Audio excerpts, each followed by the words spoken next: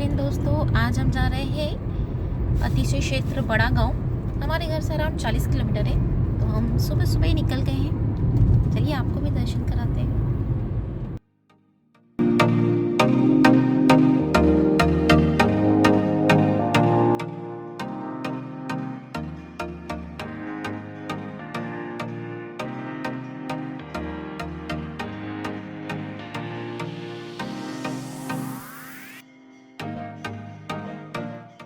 बड़ा गांव का जैन मंदिर जो है वो दिल्ली सहारनपुर सड़क मार्ग पर उत्तर प्रदेश के बागपत जिले के खेकड़ा गांव में आता है।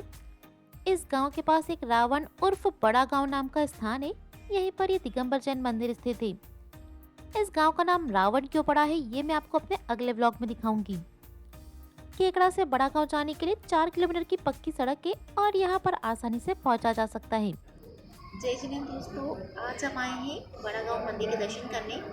ये बागपत जिले के खेकड़ा गांव के पास में स्थित है बड़ा गांव का मंदिर, और यहाँ पर 23वें तीर्थंकर भगवान पारशनाथ की बेहद खूबसूरत सी प्रतिमा विराजमान है। ये प्रतिमा यहीं पर से निकली हुई है, इसी प्लेस पे से हम आपको प्लेस दिखाते हैं। और यहाँ पर पहले टीला हुआ करता था, वहाँ से निकली है। बाद में मूर्ति निकलने के बाद वहाँ से ढेर सारा पानी निकला, तो वहाँ पर अब कुआं बन गया है, और वो कुएं का पानी भी इस मूर्ति की तरह ही चमत्कारी है। तो चलिए दर्शन करते हैं भगवान पार्श्वनाथ प्रभु के। बड़ा गांव का ये जो मंदिर है ना, वो अतिशय क्षेत्र के रूप में है। बहुत साल पहले यहाँ पर एक टीला हुआ करता था और झाड़ जंगल उगे हुए थे। गांव देहात के लोग यहाँ पर मनौती मांगने आते थे, और अपने जानवरों की बीमारियां या उन्हें नजर लग जाती थी तो बड़ी श्रद्धा से इस टीले के पास आते थे। टीले से मनौती मांगते थे, और जब उनके पशु रोग मुक्त हो जाते थे तो यहाँ पर दूध भी चढ़ाते थे। बहुत से लोग अपनी बीमारी, पुत्र प्राप्ति और मुकदमों की मनौती मांगने यहाँ पर आया करते थे और इस टीले पर दूध चढ़ाते थे। इससे उनके विश्वास के अनुरूप उनकी मनोकामना भी पूर्ण हो जाती थी। लोगों का ऐसा मानना था कि किसी जमाने में यहाँ पर एक बड़ा विशाल मंदिर था। ये जो प्लेस है ना, इसी जगह से भगवान की मूर्ति निकली है। इसके नीचे कुआं बना हुआ है, हम आपको बाहर की साइड से दिखाते हैं वो कुआं।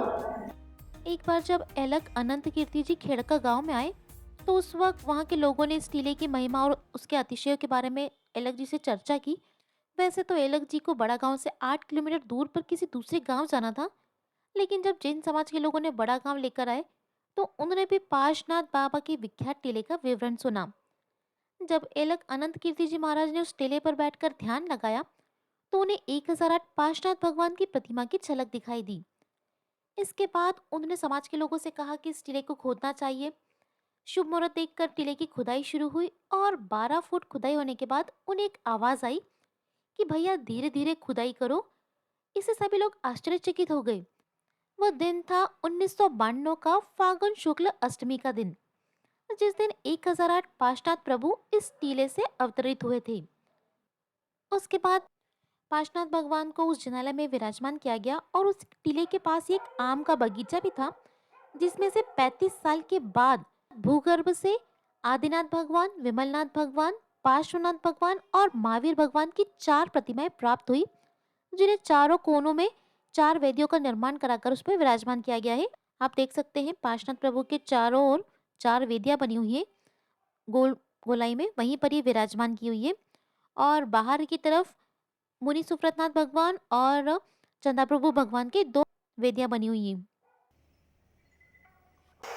उधर मेन प्रतिमा के अलावा यहाँ पर 2 और मंदिर है, एक में मुनि सुव्रतनाथ भगवान और एक में चंदा प्रभु भगवान की मूर्ति स्थापित है।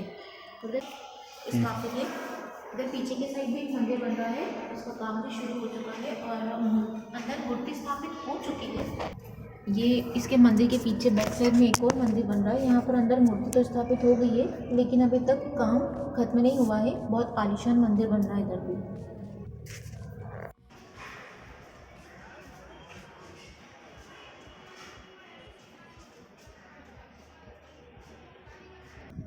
ये वो प्लेस है जहाँ पर पहले टीला हुआ करता था, जहाँ पर एलक श्री अनंत कीर्ति जी ने ध्यान किया था, और उसके बाद यहीं से प्रतिमा निकली थी। ये वही कुआं है, यहाँ पर बहुत पानी निकला तो कुआं बन गया है, और इस कुएं का पानी भी अतिशयकारी है, मूर्ति की तरह ही। कई लोग इस पानी को पीते हैं और उन्हें चमत्कार महसूस हुआ है। एक बार एक कुष्ठ रोगी आए थे, उन्होंने इस पानी से स्नान किया था तो उनका कुष्ठ रोग भी मिनटों में दूर हो गया था। चमत्कारी पानी है, आप मंदिर के दर्शन कीजिए, छना व शुद्ध जल भी ग्रहण कीजिए।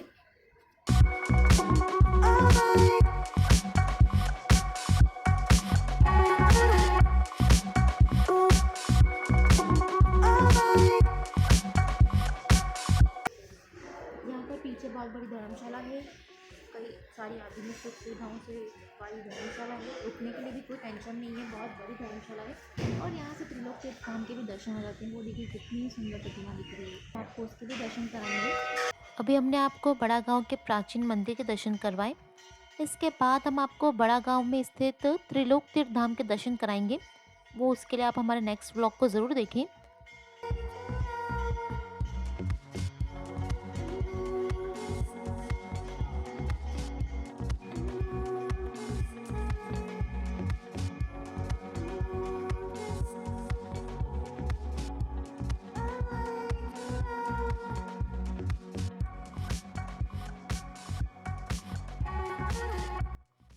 आपको हमारे द्वारा दी गई ये जानकारी कैसी लगी, हमें कमेंट करके ज़रूर बताइएगा। और फिर मिलते हैं एक नए व्लॉग के साथ। तब तक के लिए जय जिनेंद्र, बाय बाय।